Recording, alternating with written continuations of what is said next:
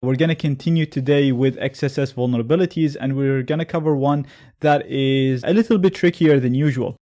As you can see, this lab is actually tagged expert, so it's a little bit trickier than usual. The problem with this one is the target web page uses CSP, or Content Security Policy.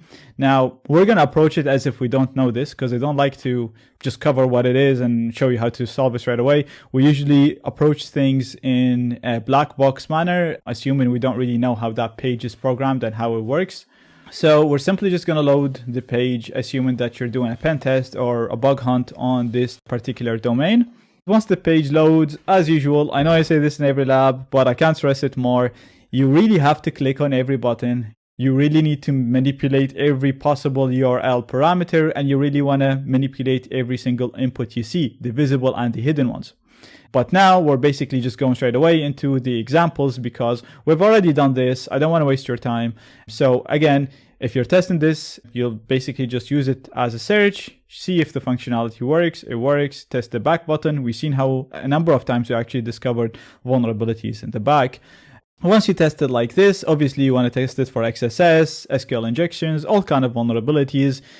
I know that this is vulnerable to XSS. That's why I'm going to focus on that. Now, usually at the start, we'll try to just do a HTML injection. So for example, we just do B and do a test and a /B. And then as you can see right now, from the get-go, we can see that the B, the test, instead of it being normal. So if we just do a normal search for test, you'll see that it's normal. But because I added the B tags, the test in here is actually bold. So if we inspect this element, we will see that the tags we injected, the B tags, are being injected properly, and therefore the formatting of the text is changing. So that means we are able to inject HTML code. So this is basically HTML injection in a bug bounty or in a pen test. This is a valid vulnerability. In a bug bounty, you'll be awarded for it in most cases. And in a pen test, you'll definitely include this in your report because it is a valid vulnerability.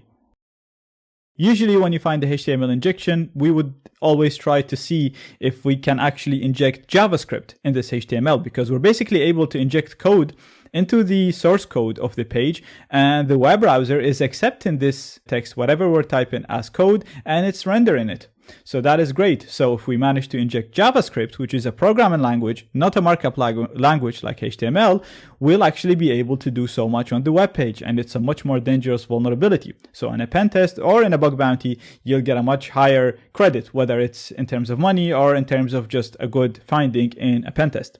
So in order to test if we can inject JavaScript, we can start with a very simple JavaScript code. I always like to do things starting with the simplest case, not just with JavaScript, with everything. Even if you've done my courses and you've seen my network hacking and stuff, I always do the simplest scenario first, and then I build up on it. Because when things go wrong in a simple scenario, it's easier to know what went wrong. So we try to change one variable at a time and build up on the simple scenario until we reach the goal that we want. That's why we test HTML injections first, because they're the simplest, and then we build up on it with a very simple JavaScript injection as well to see if we can get it to work. So a very simple JavaScript injection would be the script alert one. So this will basically show an alert message that will have number 1 as the content of the alert message. Now, if I click on search, you'll see that nothing happens, so nothing works. Now we can see actually here, whatever I typed is being injected in here after the search parameter. We don't see the text in here, so whatever I typed is not being displayed in here, but we also didn't see an alert message. So let's inspect this part of the page. So right click and inspect.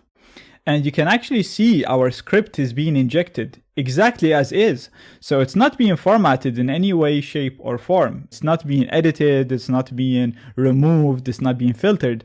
But for some reason, it's not working on this page.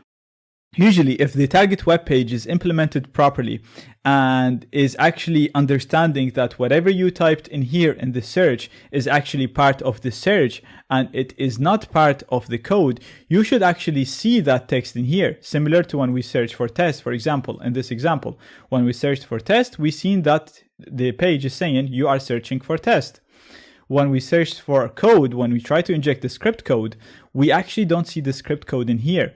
So this gives me a hint that Even though that this did not work, the page still does not understand whether whatever I injected, whatever I typed in this box is actually part of the page or part of the code. Because if it knew for sure, it would have displayed it in here for me. Because the right behavior for this functionality is to say search results for and display whatever the user input is. When I input the script in here, I'm not seeing it in there.